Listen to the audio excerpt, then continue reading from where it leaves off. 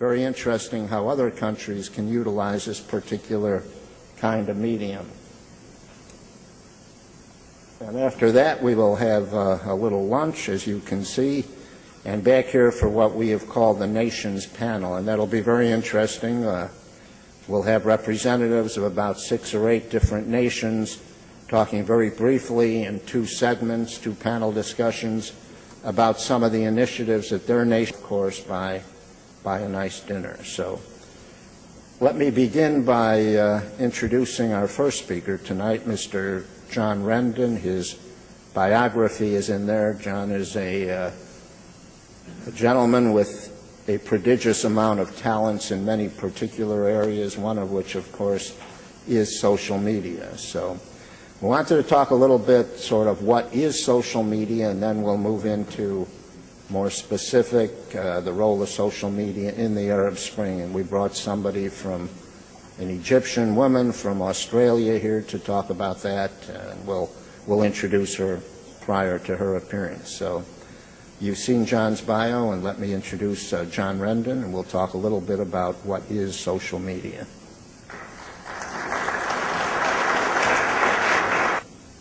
Assalamu alaikum. Buenos dias. Bonjour. And good morning. 1,000 years ago, when I was young, I served as Executive Director and Political Director of the Democratic Party, Director of Scheduling in Advance for President Carter, 20-something in the White House, and then an on-camera analyst for BBC World Television, which has a small daily global audience of 365 million people, which is more than our 2 premier panic channels in the United States, Fox and MSNBC. So Hunter Thompson, the great American philosopher, once said, when things turn weird, the weird turn pro. So I come to you today with a combination of politics, government, and the media, also described as a lethal combination. I'm going to start this discussion about social media, showing you a video about social media.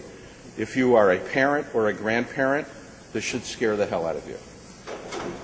And on that note, sir. Volume up. Okay.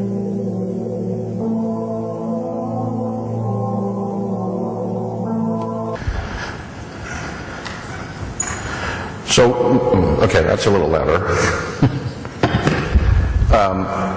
So one of the things if we can lower that volume a little bit. Is that better? A little more. A little more. All right. One of the things to realize about the reason you're in San Jose, California, is there was a very interesting nexus that occurred here between the education community, the private sector, the venture capital people, and that's where Silicon Valley came from. So you had innovation, funding, and I remember Paul and I talking years ago about the fact that you could get money for anything here if you had an idea, even if you failed, as long as you would learn from your mistakes. That everybody was willing to try anything. And that produces a very interesting dynamic. And this intersection of the ability to bring education into the marketplace into education, and then fund it, gave a very interesting vortex of opportunity, and that's Silicon Valley. And that's been replicated in several places across the United States. But I thought some of you may be interested on why you're here, why California, and why Silicon Valley, San Jose. But I'm going to talk about a couple things and see if this is still hypersensitive. This is me. So if you have questions later that you don't ask, that's how you can find me. A lot of things happened across time. In fact, we had an interesting discussion, sir, you may remember, about, and this will strike a bell with several of you. You have geography as an area of responsibility when you think about national security. You have functionality as an area of responsibility. Time now becomes an area of responsibility. We have to think across actions, think about our actions across time. So, saying that, we remember the agrarian sector, almost, hypersensitive, there we go. I'm neither one of them, although I am the sign of the ox, for those that are interested. And I will tell you that the ox is slow, but the earth is patient. and at times it's much better to be patient than become one. In the agrarian sector, everything was measured by days. In the industrial age, everything was measured by time. And now, in the information age, everything is measured by microns. Our form of measurement has changed, and as we evolve through the information age and we approach the knowledge age, really hypersensitive. I'm willing to take the one back from last night if you have that. Anyway, this is about, there's much to learn from each other in the knowledge framework.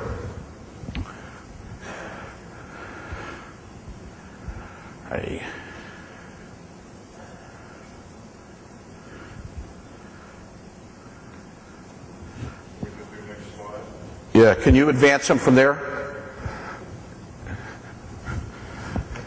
Back. Back. Going the wrong direction. Back. Back. You're going wrong direction. Back. Thank you. Now we'll do next slide. Okay. All right. One of the fundamental differences, and I even rehearsed this morning, one of the fundamental differences between the industrial age and the information age is we had changes in the way things functioned. So it's no longer about transmission of content. It is now about, next slide, reception of content. And everybody is listening to all the content all the time. One of the things I'll tell you from a communications environment is that television as a medium is dead. Video as content is ascending. So the notion on what delivers it, whether it's a broadcast tower or not, is no longer relevant. You're going to get video on the net. The long, tall towers that disrupt your point of view, gone. Next. Yelling louder to make people understand does not work. It's about getting content and creating a dialogue. Next. It's no longer about a monologue. If I am the government, I am the news media, or I am a business, this is no longer about me telling you what you need to know, when you need to know it. This is now about engaging in a dialogue. Next slide.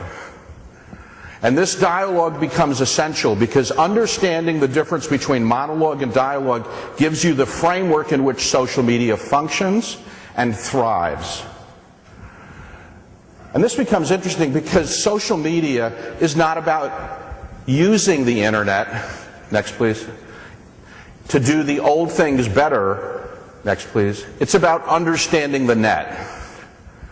And understanding the net is to realize that it's a new location. No borders, no boundaries, and the only passport is technology. And it's really an entirely different environment. So this is understanding where we are in the net today, or actually as of 2 days ago. And essential in this shift between the information age, from the industrial age to the information age, is getting rid of control. You all come from hierarchical industrial age organizations where you like to control everything. The power of the net is collaboration. It is not control. And the best way to understand that is to understand how intersections work. I can control the flow of traffic with a traffic light. Yes, no. Or I can turn power over to you in a roundabout, rotary, or traffic circle, depending upon where you set your formative years. And the Dutch, is there somebody here from the Netherlands? The Dutch have done an extraordinary job of bringing collaboration into everyday life. And they do that, actually, the example everybody uses is traffic science, which in California is particularly interesting, since there is no science and there is all traffic. So what else is going on while this is taking place in a social media framework? So the life we're in now, or at least we deceive ourselves in believing, is we like order and structure. We like to understand everything that's in the room and where it is, why it's there. We seek balance in every single thing we do. But the reality is that for the next 2 decades, I think, and this is to Paul's point last night, I think we're in a space of uncertainty. I think there is no order and structure, and the order and structure we seek will prohibit us from actually advancing in the future. And I did take down your line from last night, is that on the edge of chaos is opportunity. I tell people you have to learn how to run between the raindrops. If you can learn how to run between the raindrops, the future is yours. If you constantly complain that you don't have an umbrella or you're going to get wet, you're going to drown. So in the world, and how many people are here from Western industrial age economies? Okay. So we all grew up with an economic framework where everything was about the deal. It's a transaction economy. The reality is that 95% of the world now is a relationship economy. It's not a transaction economy. I tell people that work in the Middle East that the negotiation begins after the deal is signed. We have to understand fundamentally the difference between transactions and relationships to understand how social media plays. We're also living in a world now, and this is a little bit of an Eastern mindset, where we have to understand the importance and the value set of competition and collaboration against the same objective with the same people with a degree of simultaneity or exactly at the same time. If we can't balance the left brain and the right brain focusing on an objective, we're always going to wonder why we don't understand what's going on. So I tell people that part of this is like shopping during the holiday season. So this is June. 5 months from now, people all across the United States will be going to Neiman Marcus or Walmart, or as my friends like to call it, Le Target. Little cool red circles. Okay. And they'll go into the store and they'll see an object on the wall and they'll pull it down and it'll be $16.95. They'll put it in the cool little red cart. They'll drive to the checkout line. They'll pay with a credit card or a debit card or a crisp $20 bill they got from the ATM machine. And nowhere in the course of that experience will it occur them to say, $16.95, I'll give you $12. That's because we don't understand negotiations. And that framework in a global sense changes the dynamics about people, how people are using social media. Next, please. And when they look at the world around them and governments look at the world around them, they really have two choices. You can deal with complicated problems or you can deal with complex problems. Complicated problems are the last vestiges of the industrial age. We know how to solve complicated problems. We unpack them, we solve each of the components, we aggregate the solution, and then in an ode to Harry Potter, mischief managed. It is the essence of systems engineering. However, every place around the world is no longer complicated. It is now complex. And complex problems change when you look at them. They change when you talk to them, and they change when you engage with them. And if you impose rigidity and structure in an environment in which you're solving a complex problem, you eliminate the possibility for solutions. And understanding this difference is to understand the difference of how power flows. And how power flows today is now a function of social media. In fact, a friend of ours, Steve Johnson, who started the original work on emergence, talks about good ideas come from the adjacent possible. And you can't get to the adjacent possible if you're only dealing with rigid structures in the middle of the game. So I'm a Star Trek fan, if you didn't figure that out on your own. Spock introduces us to complexity with the three-dimensional chessboard. And that's to say that you have to move the piece so it wins at all three levels at the same time. Some problems are so complex they have 9 levels. The best move may be no move. But to understand relationships between levels gives you the essence of social media. And these complex adaptive systems, as I mentioned, change when you look at them, when you talk to them, and when you touch them. and they are related to each other all the time. And to think that one dynamic on one part of the world doesn't have another dynamic in the other part of the world, you'll hear this from the next speaker about the Arab Spring, is we tracked memes that existed in Tunisia and popped up in Yemen in milliseconds. They weren't using telephones. So to understand how this works is at times to think like a vegan. You have to think about the adjacent possible. So you have all experienced the notion of the shortest distance between 2 points is a straight line, unless you bend the paper. And then the shortest distance between 2 points is basically what you consider to be possible. Now, one of the challenges, and I probably could have asked this as a question, but you all think you can define the universe. Except each of you live in your own universe. That's the reality. And as a function of Star Trek, again, it's really a multiverse. Later this week, you'll hear from Eli how he talks about these bubbles around people. And this is a fundamental challenge to society, no matter what form of government you have. Because people seek only that information that reaffirms a pre-existing belief set. They're only looking for information that makes them feel right about the point of view they hold. We are not teaching the next generation that it's okay to be wrong, and that we have to be in a dynamic of lifelong learning. And what you'll get also later this week is the notion not only are people seeking only that information that reaffirms pre-existing belief set, you are only getting information that reaffirms pre-existing belief sets. So even if you tried to search for it, the dynamics now between Google, Facebook, and other platforms is they're only giving you the information based on who you already are, not who you want to be.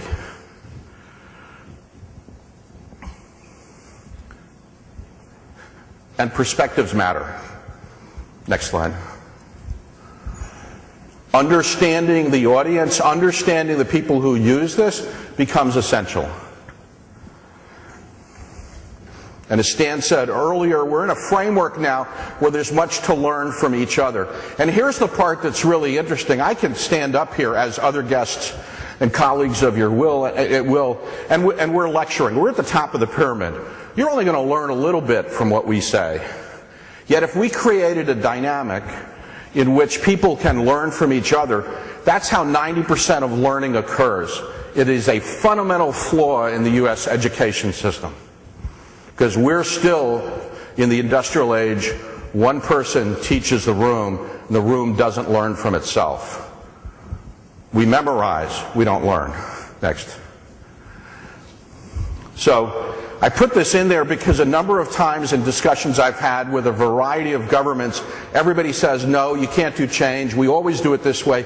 You have to do this. And I'm reminded of a time I was in a little, I was going to say cafe, but it's really a restaurant in a southern state in the United States 1,000 years ago, sir. Okay, and I was meeting with an old journalist from that state, and he pointed up to the state capitol and he goes, Rendon? That's because in the South you have no first names. Right? So he goes, Rendon, people in that building up there, holding back the hands of time is a 24-hour job, and those guys work overtime. You have to not stop this from happening. This is going to happen anyway. And this may be the big takeaway from the Arab Spring or other dynamics, is you can define and design the change you're about to experience, or you will be changed by something you chose to ignore. Change is in your hands. So is the design. So this is how we looked at the internet originally. You can laugh. If you can read it, on the internet, nobody knows you're a dog. Things have changed. I now know what kind of dog you are. I know who your friends are. I know where you hang out and what you do. And this is the great battle going on today. This is the duopoly battle.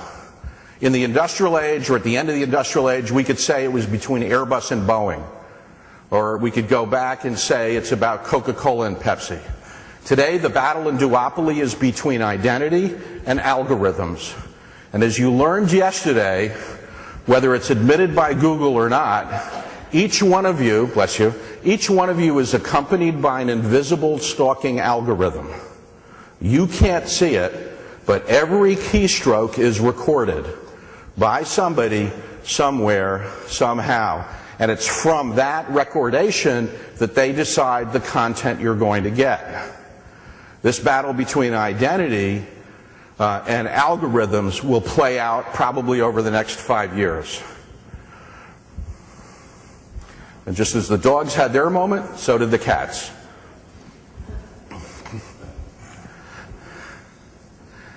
If you want to get a sense of everything that's in social media, this is what it looked like a year ago. And we can talk about Google, we can talk about Flickr, the universal photo album.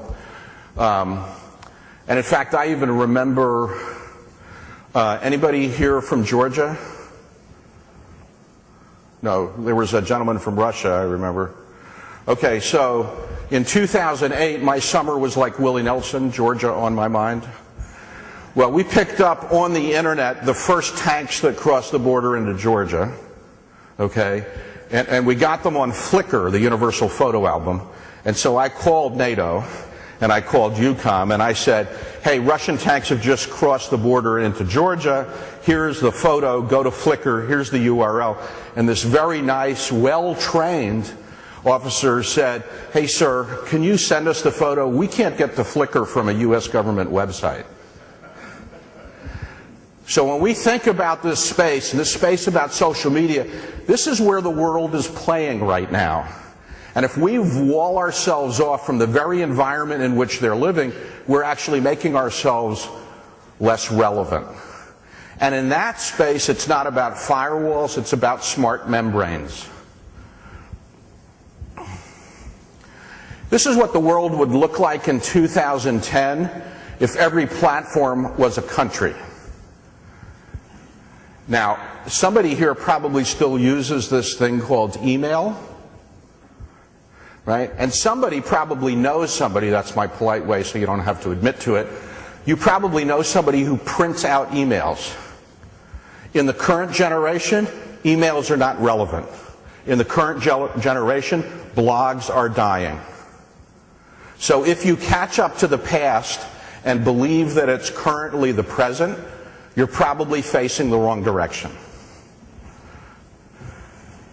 So networks operate under a very fundamental principle, which is relationships.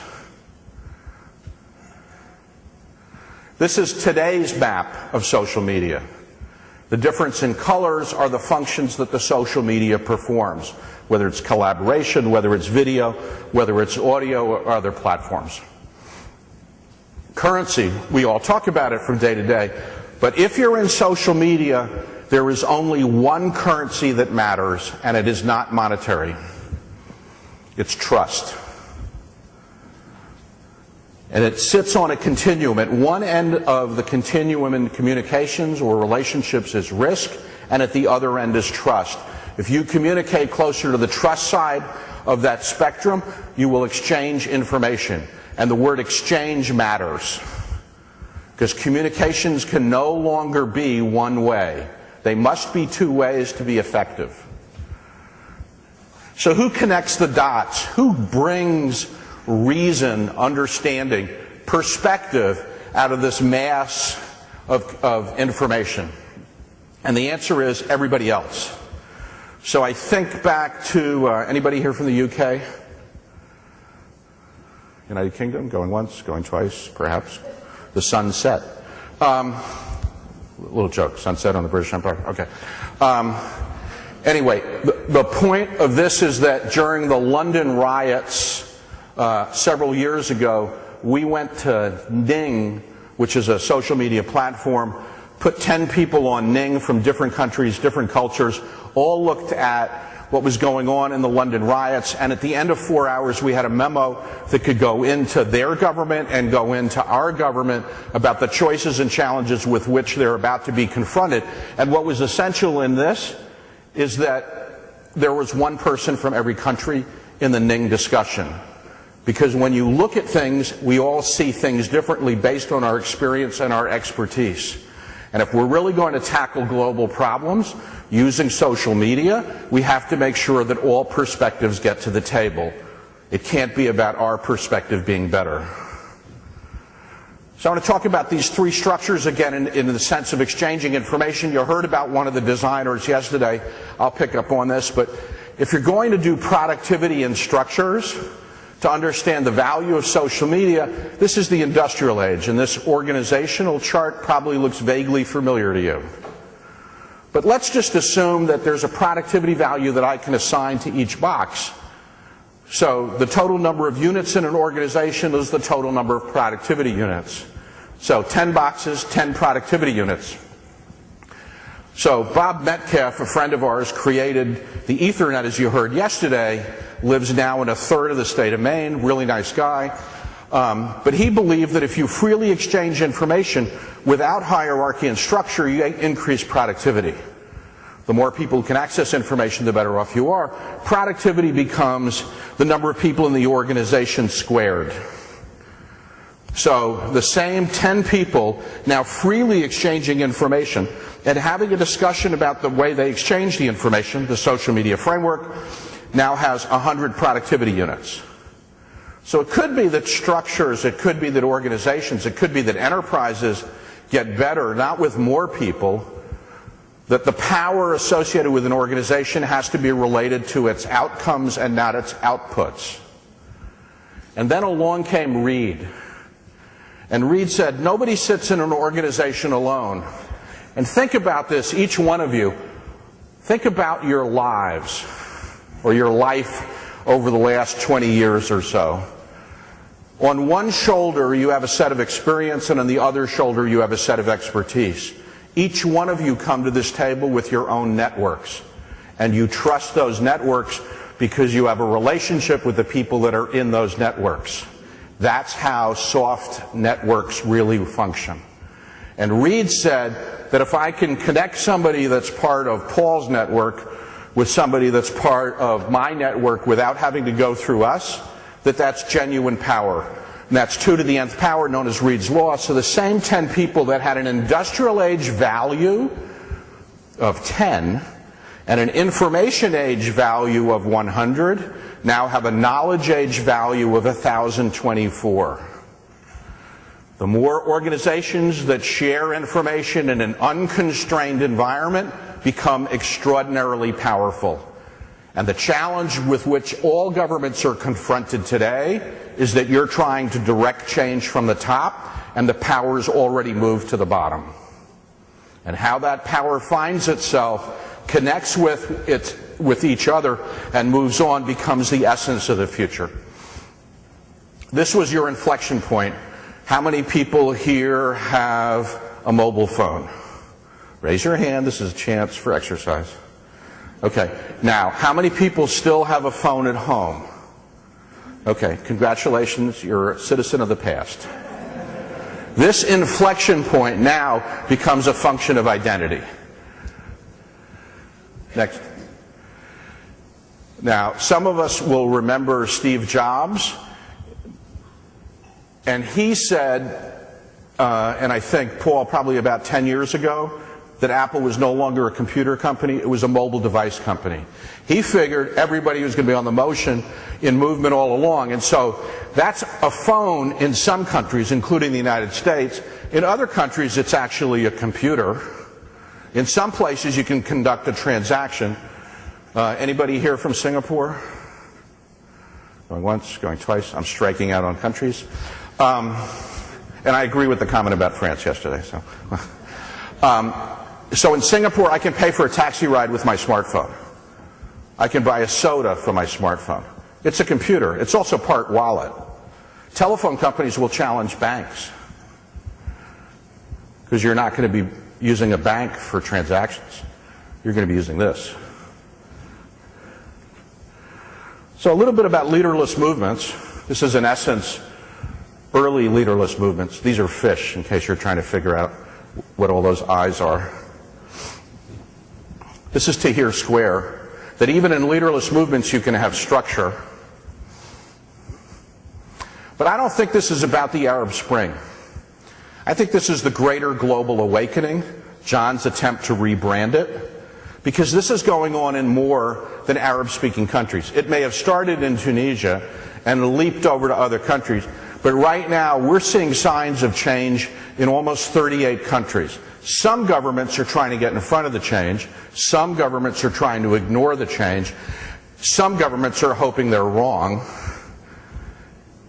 But it's happening everywhere. It's just moving at a different rate of speed in different countries. One more. So I mentioned the phone and the use of this device. We've watched a lot of things move on these phones. And in fact, in 5 years, 85% of the world will have smartphones. So think about how you do your day-to-day business. Forget about printing out emails. How many of you are using mobile devices for a function of communication? But communication in a social framework. It's an entirely different dynamic.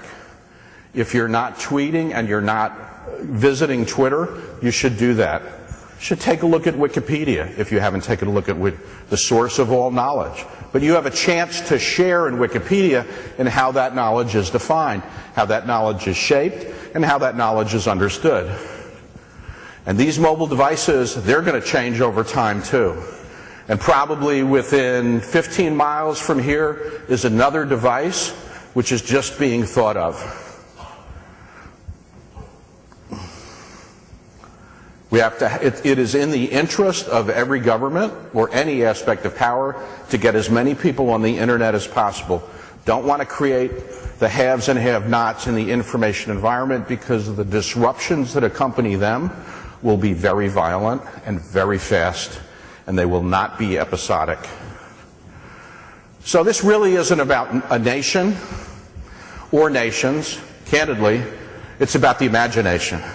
If you can think about a way people should relate to each other, you should be able to go to somebody to help you design the system. And I was having dinner in Palo Alto a month ago with a colleague, and I watched a guy roll by on a cart 6 times, 6 computers and a screen, and he was developing the next technology and just experimenting out on the street. Go for a walk around here, you'll see the same thing happening every single day.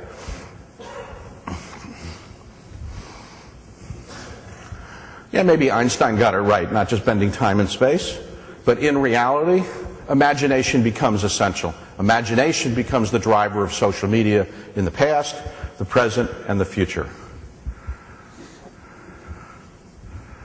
So if you're looking for what's next, or how it's going to be used,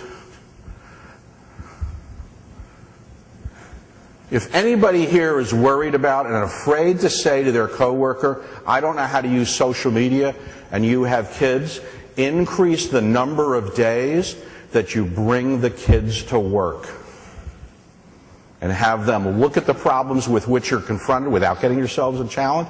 They'll give you social media solution sets you don't understand, but it will work. And at the end of the day, it is about the kids. And maybe it's not really about black swans. Maybe not all swans are black. So, thank you very much.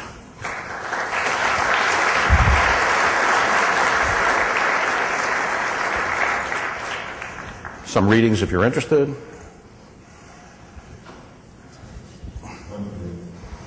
We have time for some questions.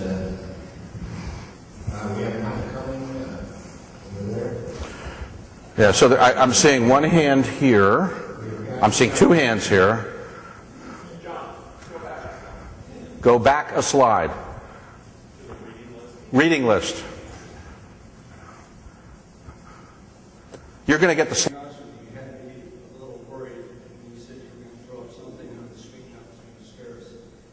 I fully expected this on Facebook on the screen. You've been a veteran.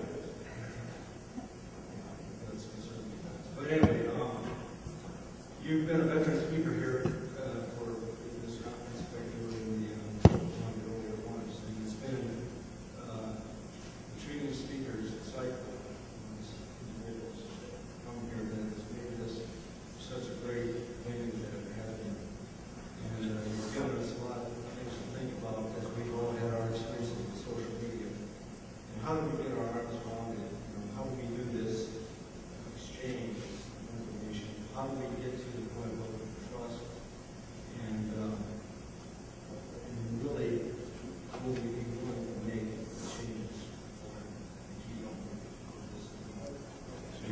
the power of social media and its role in the Arab Spring, a very practical kind of application of what we've been discussing for the last several days and what we'll continue to discuss for the rest of the week. So, Lydia, please. Very much, Stan, for the introduction. My name is Lydia Khalil, and I come to you sort of by way of Australia. I'm Egyptian-born, but grew up in the United States, and now spending some time in Australia working over there. And over the past few years, I've come to take a look at this issue, even before the Arab Spring had come about, of this idea of a youth bulge in the region, the growth of technology, what that means for governments in the region, and what it means for citizen participation. So as Stan said, I do want to talk to you about what's happening in the Arab Spring and actually what happened in the Arab Spring and the role of social media there. So I want to begin the talk today by showing you a bit of footage. And over the past year, we've been inundated with this type of footage. It's these images and videos coming out of the Middle East that kind of look like this. So the first one I'll show you is, very typical of that grainy, shaky, short clips without any commentary. It's these videos taken by cell phone cameras, very rudimentary tools, and not at all by professional cameras. So if we just start this clip here, you wouldn't have imagined it, but this was actually the beginning of the end of the Middle East as we knew it about 15 months ago. It was this grainy footage that pretty much upended the old status quo in the Middle East. And so what you're seeing is the funeral procession for an individual named Mohammed Bouazizi. Now, this was basically the start of a piddling protest in the backwater town in Tunisia called Sidi Bouzid. It was on the margins of the Arab Middle East, and it was this video of his video procession that kind of started it all. Now, who was Mohammed Bouazizi? Well, essentially, he was a nobody. He really wasn't very politically active. He was a young man. He came from a large Tunisian family, had about 6 brothers and sisters, and they lived very, very modestly, in fact, poorly, in Sidi Bouzid, where job opportunities were very few. So when he was a young boy, Mohammed Bouazizi's father died, and this basically forced him to sacrifice his already very mediocre education in a one-room schoolhouse to take on a job to support the family. But the best work that he could come up with in Sidi Bouzid was basically being an illicit fruit vendor. He was an illicit fruit vendor because he couldn't even afford the vendor license in order to legitimately sell fruit at the market. So he couldn't afford an official permit. So that meant that with that very meager salary that he had, he paid for his siblings' college fees, he supported his mother, he attempted to save up for a van in order to maybe expand his little fruit selling business a little bit more. So Mohammed would set up his stand during the day, kind of on the outskirts of the market, and he would try to avoid the market inspectors there because they had already given him 2 fines for not having an official inspection. And he couldn't even afford not only to pay the license, which was about 3 days' earnings, he couldn't even afford to bribe the official to kind of let it slide. So it was one morning, he was setting up his stall, a female inspector had come over to him, and she started writing him a ticket as a fine for selling without a proper license. He started arguing with her, asking her to reconsider. The situation got a bit escalated, and so she slapped him in front of everybody at the market, basically humiliating him there. So he completely became incensed, left the market, marched straight over to the authorities' headquarters, the local authorities, tried to get a meeting with, her boss, tried to get a meeting with the governor, tried to get meetings with anybody who would listen to him, because his level of humiliation and sense of injustice was so great. But nobody would take his meeting. And in his final act of desperation, he was so incensed, he bought a can of gasoline, he doused himself on fire in front of the municipal building. He didn't die right away, but 18 days later, he died in the hospital. Now, this type of suicide, Mohammed Bouazizi's suicide, really isn't the type of suicide that we're used to hearing from in the Middle East, is it? We're used to hearing of, jihadi warriors strapping bombs on their chest, exploding bombs and committing suicide for the sake of jihad. But this was a different type of suicide. It was one that was the ultimate act of sacrificial spectacle, I guess you could say. It was self-immolation. It wasn't one for a larger goal, but it was one that really brought to life the humiliation and injustice of people like the millions of people like Mohammed Bouazizi felt in the Middle East over the past few years. So this little funeral procession that we just saw happened after his death, and the people were chanting, "Farewell, Muhammad, we will avenge you." And sure enough, they did. Pretty much a couple of weeks later, only a couple of weeks later, the Tunisian government was toppled. And that small video got spread around. People started protesting in Sidi Bouzid. You have other protest videos here that we'll show you, and those protest videos started to go viral, and it spread outside of Sidi Bouzid into the capital. And we have a footage here of some of those videos, if you could just set that up for us, that showed people protesting. And when these people were protesting in this town, and these videos spread over time, actually quite a bit of short time, it kind of unleashed this fear and repression that was in the region. People who had never protested before saw other people doing it and saw the impetus behind it. And if we just play the video, you can just see, you can just lower the volume down a little bit. This is what was going on after Mohamed Bouazizi's death, only in the matter of months. He went from a total police state to one where people were freely protesting, burning down cars, committing acts of sabotage against government buildings. But the thing is at first his death seemed to be destined to be a desperate act in a small town, one that wouldn't get any attention. Because the first local protesters really were just his friends and family that protested in front of the municipal building. And they were ignored just like Mohamed Bouazizi was ignored. None of the local media picked up on it. Al Jazeera didn't pick up on it. Nobody really cared. The only way the news spread was through these videos. The protests grew despite this lack of media coverage. Now, the protest videos just didn't spread through YouTube. What happened is that they started spreading through other social media sites like Facebook. You had people like another individual called Shamsuddin Abidi, and this is also a guy who was relatively unremarkable and not someone who was active in political protest. He was actually an interior designer from Tunis. And he happened to take a look at some of these videos online just by chance, and he started posting up them on his own Facebook page and updating his Facebook status with what was happening in Sidi Bouzid. It just so happens that Shamsuddin Abidi had a friend who worked for Al Jazeera. This reporter had, of course, connected, as was a connected friend through Facebook, and so he saw what he was posting and picked up on the story, and it was only then, probably weeks after, that Al Jazeera, a mainstream media organization, picked up on it. And for weeks it was still largely exclusively covered by Al Jazeera. It wasn't largely ignored by the Western media and the rest of the outside media. So as we can see, this wave of Arab revolt that came about 15 months ago just was sparked in the most obscure backwater town on the margins of the Middle East. It was done by someone who had no history of political protest or activism, and it was his one desperate act that spread through social networking. Bouazizi was really a nobody, and until his strategy provoked an irresistible movement for change across the Arab world.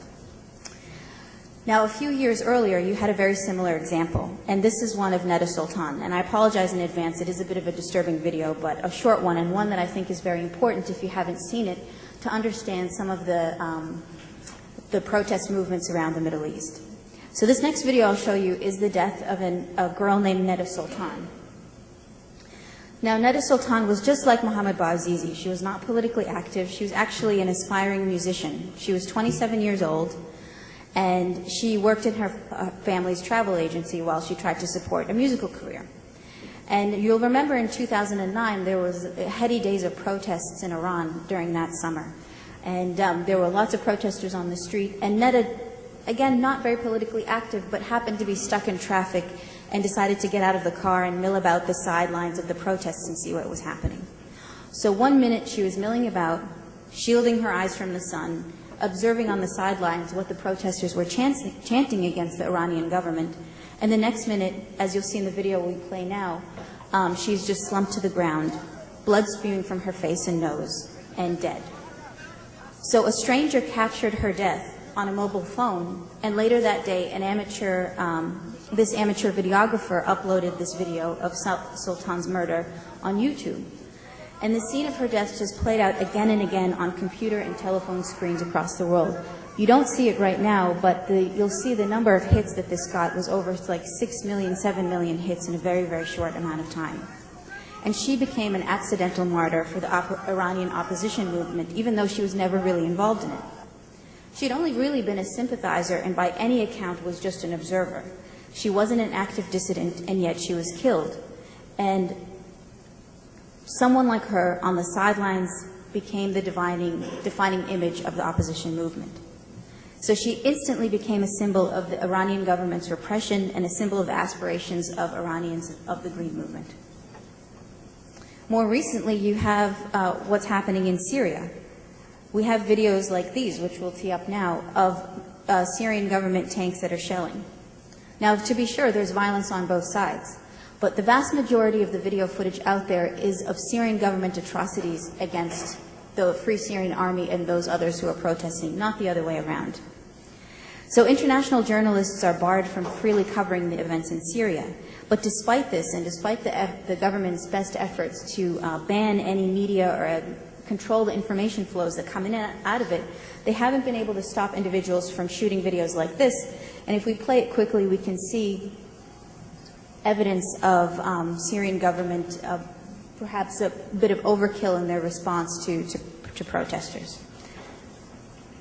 So again, despite the best efforts of Syrian government control, and they do still maintain a tight control over the flow of information, particularly over cyberspace in the country, you can't stop someone with a mobile camera videotaping and distributing images themselves, and continuing the momentum for the fighting of the Free Syrian Army and the sympathy of that for them around the world. So it wasn't intrepid international journalists or cameramen that shot these grainy and shaky videos. Instead, they were shot by the participants in the action themselves. And this is the major difference that we're starting to see in this world of social media. It is the participants who are recording themselves, who are telling their story, who are controlling their story without the editorial filter of international media, of state censorship, of any type of information control from an outside party. And these videos were not necessarily distributed to news outlets. They were just freely posted on sites like Facebook, like YouTube, other types of file sharing sites. You'll remember, and I think there will be a speaker here talking about how terrorist groups use the internet, or I believe it's the Taliban using the internet. Back when Osama bin Laden was just starting out with Al-Qaeda, they would have to videotape it and send it to Al Jazeera in order to play it. So ultimately, it was an organization or network's control about whether or not they could play it. There wasn't YouTube or Facebook when Al-Qaeda was just starting out. As there was, and as the group evolved, they didn't need to go through another party. And just like anyone now, you don't need to go through another party to get your messages out there or your images out there. They're freely uploaded. So, and the other thing is that most of these cases, like Mohammed Bouazizi, like Neda Sultan, it was not the international media that picked it up first. And they didn't pick it up until they were already well on their way to starting movements. And so these videos, even though they're powerful, they're not the only way that the protest movement in the Middle East was started. It was also through things like Facebook pages and Twitter feeds, and communicating through instant messages. And this helped propel a lot of the change. Today, we're celebrating the second anniversary of the death of someone called Khalil Saeed. And we'll show you his Facebook page here.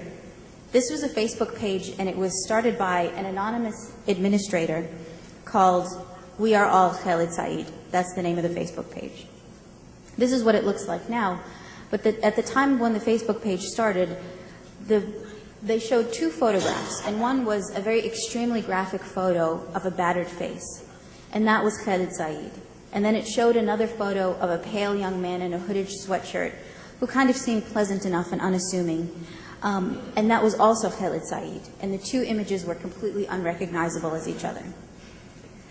And like Neda Sultan, like Mohammed Bouazizi, Khalil Saeed again was not necessarily politically active, someone on the margins of any type of opposition movement, and he was just a small shopkeeper in Alexandria, in Egypt. And he had an artistic bent, so a lot of times he would go to the local internet cafe and play around with some, Adobe Photoshop and graphic imaging type of stuff. This one particular day, he went to this internet cafe. He had a little packet of hashish with him. He liked to smoke up every once in a while. Of course, drugs are illegal in Egypt. And when there were some police officers who came into the cafe and asked to immediately search him, he refused. Instead of hauling him into the police station, they decided to savagely beat him up and throw him on the street. He was continued to be tortured on the police station. They ended up killing him, and then he was thrown out there, and they claimed that he choked on the bag of hash that he was trying to hide. Now, that wasn't true, of course. He died because of his torture wounds. Now, the We Are All Khalid Saeed Facebook page started because of his story that certain people picked up on in Alexandria and Cairo. It wasn't the first group that tried to bring to attention the issue of police brutality in Egypt, but it was the first one who gave a face to the problem. And the expressions of outrage of police brutality in Egypt, they were very desperate and not very connected, and this Facebook page gave them a point of connection. And his story gave a focus and a forum to the widespread rage and desire to right a wrong.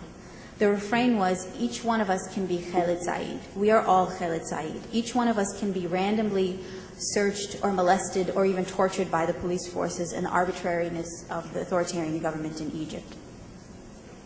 So this anonymity of the internet and the ease and the connectivity of Facebook allowed these masses of young people who were on it to coalesce around symbolic figures, whether they are the We Are All Khalid Saeed Facebook page, whether it was Neda Sultan, whether it was Mohammed Bouazizi. And they, almost by accident, were one of the major organizing forces behind the change in the Middle East, and particularly so of the We Are All Khalid Saeed Facebook page. It became one of the major organizing forces behind the protest movement in Egypt that January that ousted Mubarak in Egypt. So what we saw is that these new social networking tools have greatly empowered individuals, and in a region like the Middle East where individual empowerment was pretty much at a nadir and actively suppressed by many governments in the regions, these new tools had an even greater effect on the lives of the people there. In places like the United States, social networking, it's mostly a matter of maybe convenience or diversion, but in areas in the Middle East, these tools really changed governments and societies, and they changed lives. So how did this happen? Aside from these specific stories, it was really about a greater convergence of a youth bulge in the region and the growth of these new technologies. So first, the youth bulge. A full 60% of the Middle East population is under 25 years old. The median age is 22. It's one of the most youthful regions in the world. Unfortunately, this extremely large generational cohort was met with a society and government that was not prepared for them. Instead of a better life than their parents, they were actually facing a life that was much, much worse. They graduated from subpar educational institutions. After a half education, these phalanx of graduates would leave college searching for jobs, but the employment sector was unable to absorb them. In Egypt, for example, a lot of the learning is by rote. It had a Nasser-era economy and public sector, and the public sector didn't have enough jobs to absorb them, and the educational sector did not provide enough opportunity or instruction in order to prepare them for whatever private sector jobs that there were. So many of the youth were left jobless and unemployed, and with a lot of time on their hands, frankly, and a lot of time to use social networking that was available to them.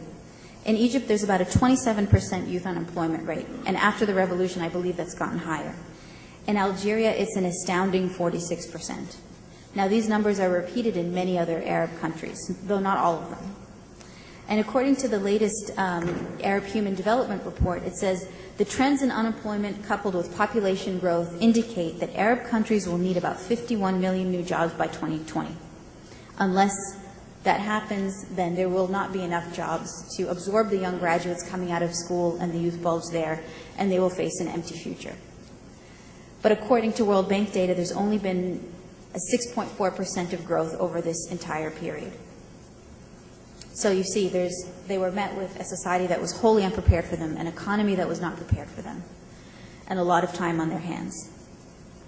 And while you had a Middle East where society and demography was changing, the governments were not. In fact, governments in the region, many of them became even more stagnant, more ossified, and more repressive than normal.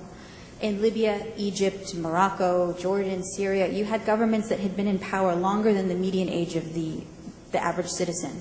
So if the median age was 22, rulers like Muammar al-Gaddafi, Mubarak had been in power for 30 plus years. They knew nothing else.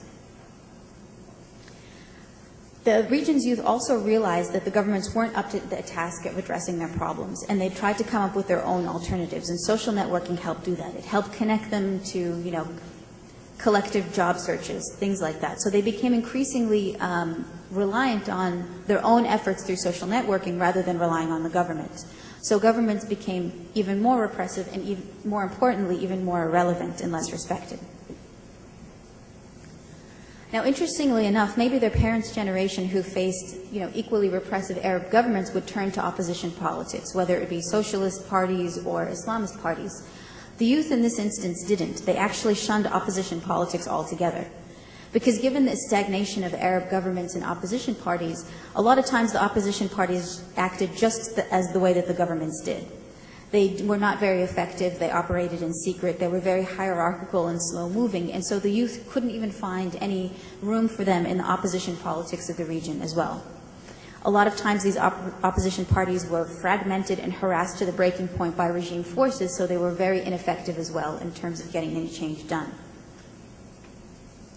So aware that the governments weren't going to change and aware that there is no formal organized political opposition party that can help them, what the Arab youth began to do is addressing issues issue by issue, not through political platforms, through social media and through cyberspace. So this type of activity in cyberspace, there was no party platform to sustain. Individuals were mobilized as the need arose, and whenever the opportunity presented itself. And that way they were able to bypass government repression by not having a fixed presence or not having an office where the government can crack down. And they avoided generally the brunt of security force crackdowns. And so the culmination of all this was the Arab Spring. It began over a year ago in Tunisia, it spread through Egypt, Libya, Yemen, Syria, and elsewhere in the region. And one by one, decades-old regimes were toppled by youth-led protests in less than a year. So these governments that had been in power for 30 years, basically in the span of 3 weeks, were overthrown. The governments that did remain in power are nevertheless profoundly changed, and the whole region has changed. And so this young Arab generation has been calling itself the generation of the internets, and it was the internet that helped connect them and give them a voice. There's one person who really personifies this as well, and it's an individual named Wael Ghonim, who was a Google executive, marketing executive working out of Dubai. And it turns out that he was the anonymous administrator behind the We Are All Khalid Said Facebook page. And he had given recently a TED Talk after the successful revolution in Egypt, and he said, platforms like YouTube, Facebook, Twitter, they were helping us a lot because it basically gave us the impression that, wow, I'm not alone. There are a lot of people who are frustrated. There are lots of people who actually share the same dream. There are lots of people who care about their freedom. The internet has played a great role in helping these people speak their minds.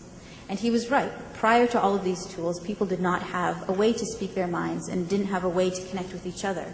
They were only living in their own desperate isolation or their own desperate humiliation. But through that, they started to see that other people were experiencing the same things and connected that way. So the social networking platforms, they didn't only change attitudes, but they also offered practical solutions in effecting change in non-democratic states that didn't allow free expression or organization. They created a virtual space, an open space where the youth could freely interact. They almost built a virtual civil society before it spilled out into the streets. So years before the political upheaval, they actually had a lot of practice in cyberspace. So cyberspace was their training ground for the physical protests and the physical activity in the civil society now. There was a recent survey that came out by the Dubai School of Government, and it said that 9 in 10 Egyptians and Tunisians surveyed in March 2011, a couple of months after the protests successfully led to the ousting of the two dictators, 9 out of 10 of them said that they had used Facebook to organize protests or to spread awareness about what was going on. 9 in 10. So 90%, that's a huge number. Now, there's an ongoing debate right now about the exact role of these social networking platforms had in the Arab Spring. But one thing that really can't be denied is that many of the calls to protests in the Arab world during the Arab Spring happened on Facebook. And that's just a fact that is indisputable. And it can't be denied that they were a factor in mobilizing these movements. And most of the people during the protest said they were getting their information and updates from these social networking sites, not from satellite news, not from state government news, obviously, but from social networking sites. The Twitter hashtag Egypt had about 1.4 million mentions in those 3 months that year. Same thing with Tunisia. January 25th, which is the anniversary of the Egyptian protests, had another 1.5 million. And all of this is because of the deep penetration and uptake in Facebook and social networking activity in the Arab world. The total number of the Facebook users in the Arab world grew by 78% in the past year. So that's a huge number. And it's youth between the ages of 15 and 29 that make up 75% of Facebook page users in the Arab world. Now these statistics, they give us some numbers behind that greater context of that massive youth bulge, the new technology, and what happens when the two meet. The nature of the cyber realm, its openness, its transparency, its unruly dissenting voices, forums for free expression, the immediate access to information uncensored by the state, they stood in complete opposite contrast to the authoritarian reality that they were living in. And it came a point where a lot of the youth just couldn't reconcile the two, and they had to change their physical world to match what they were experiencing in the cyber world. So they had to do something, and they felt that they now could do something in the face of repression and reprisals. And I think that that is the major generational difference. Not only did they feel like they had to do something, they felt that they could, whereas their parents' generation probably felt like they couldn't do much. And all of that was because of the growth of these technologies. And interestingly, internet freedom does not seem to affect the use of social networking. So in areas with very low instances of internet freedom, it has a very high Facebook penetration rate. And this could be due to the creativity of people bypassing state repression.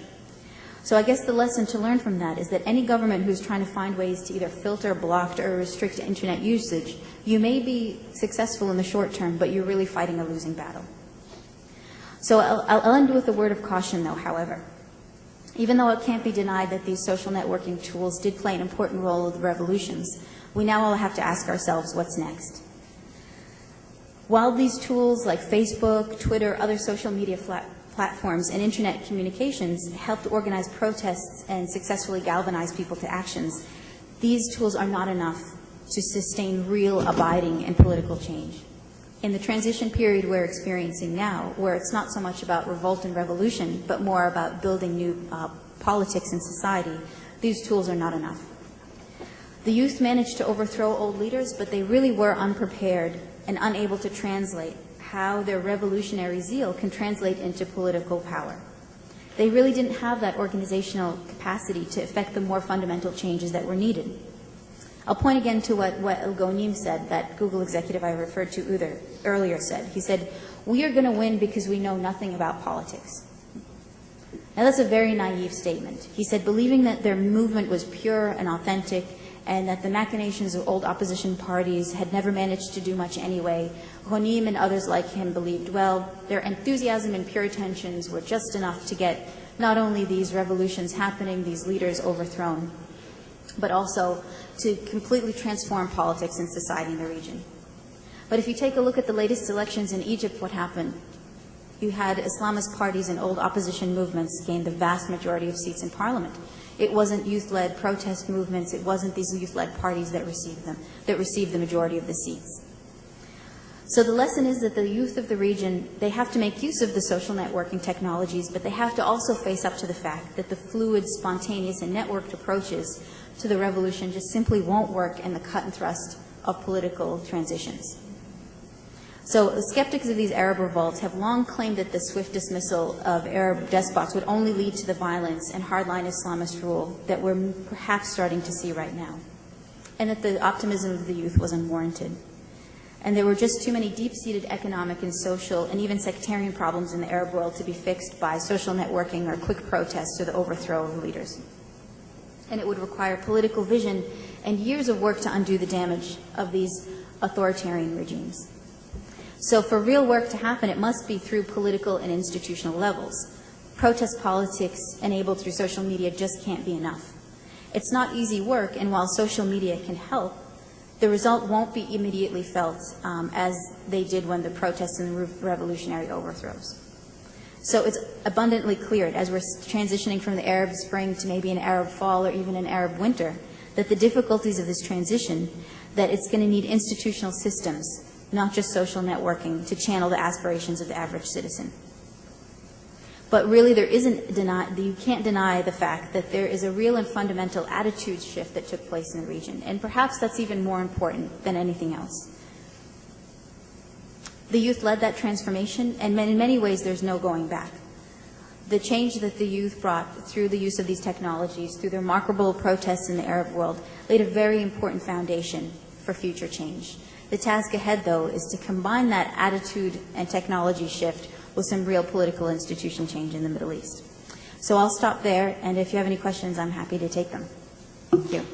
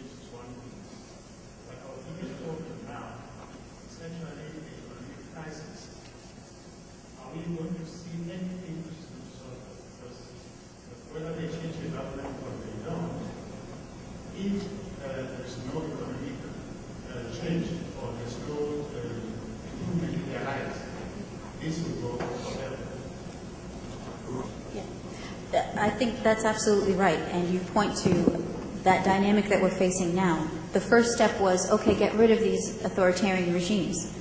The next thing is, now what? Now what do? The deep-seated problems are still there. The economies are lagging. The education system still needs improvement. The societies need help. You need better social services. And basically that's a function of government. And and it has to be a function of participatory government, one that takes into account the aspirations of the people and one where people can participate in that government, whether it's through elections or through civil society or anything else. I think people point to, we like to look at the highlights, the highlight of a dictator that's overthrown, the highlight of a successful election. But these are only the very, very first steps. After that is a lot of this underground, slow, deep-seated work that needs to be done. And that's going to take years to complete. But I think the important lesson from the Arab Spring is that people finally felt empowered. They finally felt that they had a voice to do something about it. So an individual can now say, and I saw this dynamic play out very well in Egypt, a country that I'm from and I know well. For many years, people would complain and feel bad about what was happening in the country, and they had no idea about how to change it. They had no even thought in their mind that they could change it. Since those revolutions happened, there is a sense of individual empowerment, and that's maybe a warm and fuzzy type of a feeling that might not have many concrete applications, but it's fundamentally important. As long as your citizens feel empowered to do something, that's a very important first step. So the key for governments is to translate that notion of self-empowerment into real action, and it's going to take a very long time, as you said. And the most important thing is the economy. Unfortunately, now in places like Yemen, Libya, and Egypt, 3 countries that had their governments overthrown, there still isn't any economic policies that have been put in place to improve it. So that's what these new governments have to do. Okay, we have a question over there, Richard. Hi, good morning. My name is Surface. If the fundamentals of the government interaction with their citizen and their citizens is corrupt or authoritarian and repressive, there's no amount of sugarcoating through social media and messaging that can help them. And people will know that, and they pick up on that. So if you have a citizen that cannot get justice through the legal system, and yet their social, say their Facebook page has all of these examples of, positive outcomes in court, people aren't going to believe it. So it really has to be at that fundamental level prior to anything happening in the social media and communication space. Another question. Change and leaderless movements are very, very successful in revolt, in insurgency, and in revolutions. When it comes time to institution building and when it comes time to building new governance structures, leaderless movements are not enough. They have to become institutionalized. And the most successful movements you'll see have made that transition. So an organization like Hezbollah, for example, in Lebanon, transitioned from a leaderless movement of opposition into one that is more institutionalized and has a great deal of influence and affects change in Lebanon. Now, you can agree with their ideas and their platforms, but if you strictly take a look at how their organizational structure has transitioned, you'll find that they had to make that in order to be very effective in politics and very effective in institutions. There's one task to overthrow the old order, which is very different from the next task of building something new. So the destructive aspect of it and the oppositional aspect of it is very useful to have that leaderless movement. Once you get to the building phase, you need to have better organization, you need to have platforms, you need to have institutions. The leaderless amorphous model is not as useful.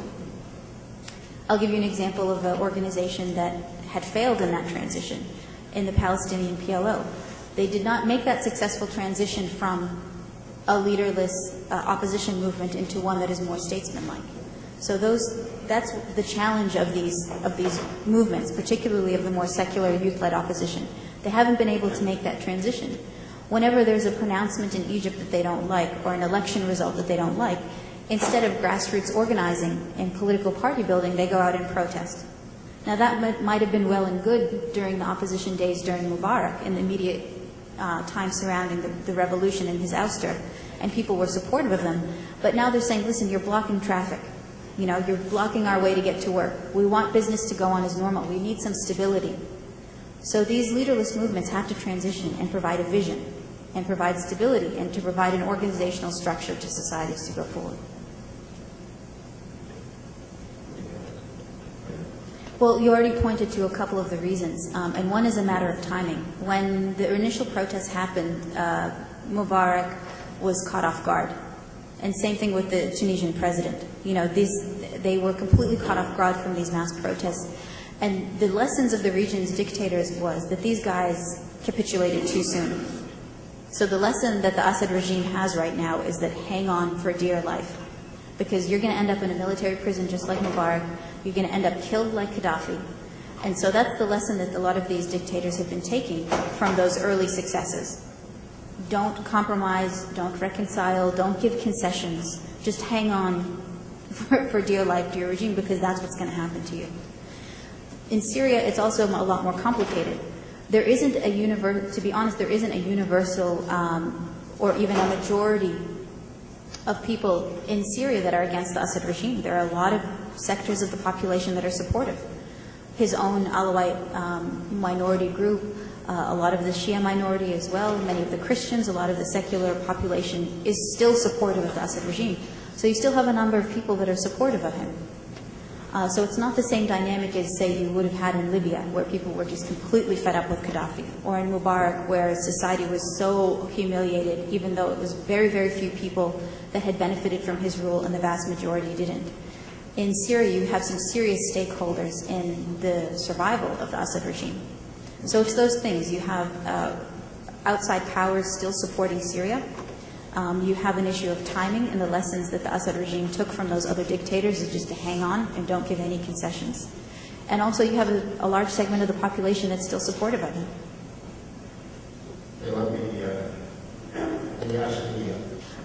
Certainly, there are governments that have been better at it. I mean, in Morocco and Jordan, for example, you had some protests arising out of the initial Arab Spring, but the situation there was not as dire as, say, in Egypt or Libya and Tunisia. And those governments have been able to much better interact and exchange views with their citizens, not only using social media, but otherwise. The United Arab Emirates and other Gulf countries have been a lot better at dealing with their citizenry than these other governments. But their situation is quite different. They have small population, massive amounts of money, huge amounts of money to spend on infrastructure and allowances and that kind of thing. So the political and social dynamics are very, very different. But there certainly have been governments in the region that have managed, even if they're not democracies in the traditional sense like we like to think of in the United States, there is still a consultative back and forth between governments and their citizens that happen through social media and outside of social media. So that's important, as long as they maintain that. Let me ask General Clark, please, to come up.